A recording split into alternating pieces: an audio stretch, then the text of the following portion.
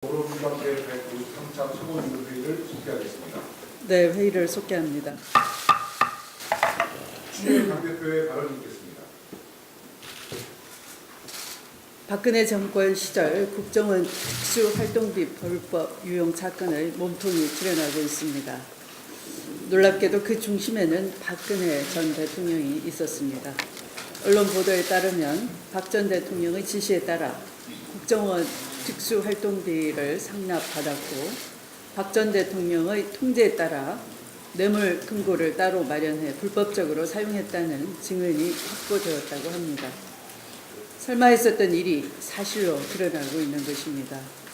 소위 문고리 권력들끼리 자행한 일이며 박 전 대통령은 사건의 전모를 모르지 않을까 했던 세간의 예상을 깨고 박 전 대통령의 직접적인 지시와 통제에 의해 상납을 받았고 관리 및 사용되었다는 것에 충격을 금할 수가 없습니다. 이재용, 최순실, 우병우가 관련된 수많은 국정농단 부패 사건 속에서도 박 전 대통령의 직접적인 개입은 언제나 부인되어 왔는데 이번 사건에 박 전 대통령이 직접 등장했다는 것은 국정농단 수사가 새로운 국면으로 접어든 것이라 하겠습니다. 만약 이러한 진술이 사실이라면 박 전 대통령이 직접 뇌물을 수수한 것이 확인된 것이므로 박 전 대통령에 대한 추가적인 수사가 뒤따를 수밖에 없기 때문입니다. 연일 이어지는 충격적인 소식에 국민들은 크게 분노하고 있습니다. 또한 박 전 대통령에 전달된 뇌물의 최종 사용처가 어디에 있었는지 또한 박 전 대통령에 전달된 뇌물의 최종 사용처가 어디였는지에 대한 의혹은 더욱 커지게 되었습니다. 진실은 결코 은폐될 수 없다는 것을 다시 한번 느끼게 됩니다. 검찰은 성역 없는 수사로 사건의 진상을 낱낱이 밝혀야 할 것입니다. 어제 오후 방송문화진흥회 이사회에서 고영주 이사장에 대한 불신임 및 해임 안건이 가결되었습니다. 방송 적폐를 걷어내는 첫걸음이자 공영방송 정상화의 신호탄이라 할 수가 있습니다. 이명박 박근혜 정권은 지난 9년 동안 공영방송을 처참하게 무너뜨렸습니다. 지난 10년간 우리나라의 언론자유 지수는 31위에서 63위로 무려 32단계나 추락했었습니다. 특히 과연 21세기 대한민국을 살아가는 사람이 맞는지 눈과 귀를 의심할 정도의 기이한 언행을 일삼아왔던 고영주 이사장의 형태는 망가진 대한민국 공영방송의 부끄러운 민낯이었다 할 것입니다. 어제 박문진의 결정을 온 국민과 함께 환영합니다. 어제의 결정은 공영방송의 정상화를 바랐던 온 국민의 승리라 할 것입니다.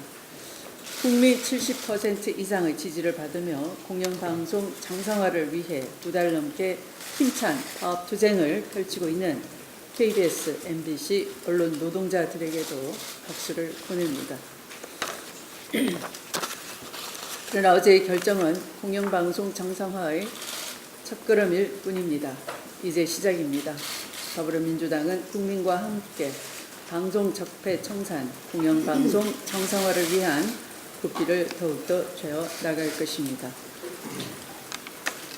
대한민국 경제에 긍정적인 신호를 보여주는 지표가 속속 발표되고 있습니다.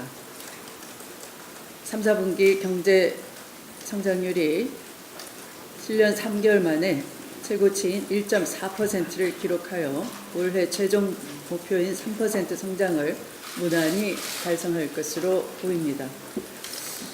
수출의 12개월 연속 증가세를 나타내고 있습니다. 설비와 건설 투자가 전년 대비 양호한 증가세를 지속 중이고 코스피 지수도 연일 사상 최고치를 경신하고 있습니다. 경상수지 흑자 기조 유지, 세계 9위 수준의 외환 보유액, 낮은 단기 외채 비율 유지 등으로 대외 건전성 지표도 상당히 양호합니다. 국제신용평가기관들은 북한 핵개발과 미사일 도발이라는 소위 코리아 리스크가 무색할 정도로 우리나라의 신용 등급을 역대 최고 수준으로 평가하고 있습니다. 이는 문재인 정부 출범 이후 정경유착과 부정부패의 사슬을 끊고 공정한 시장경제 질서의 확립과 부동산 투기를 통한 불로소득의 차단, 또한 소득주도 성장으로의 경제 패러다임의 전환을 골자로 하는 제이노믹스의 정책 기조가 흔들림 없이 견지된 데 따른 시장의 긍정적인 화답이라 할 것입니다.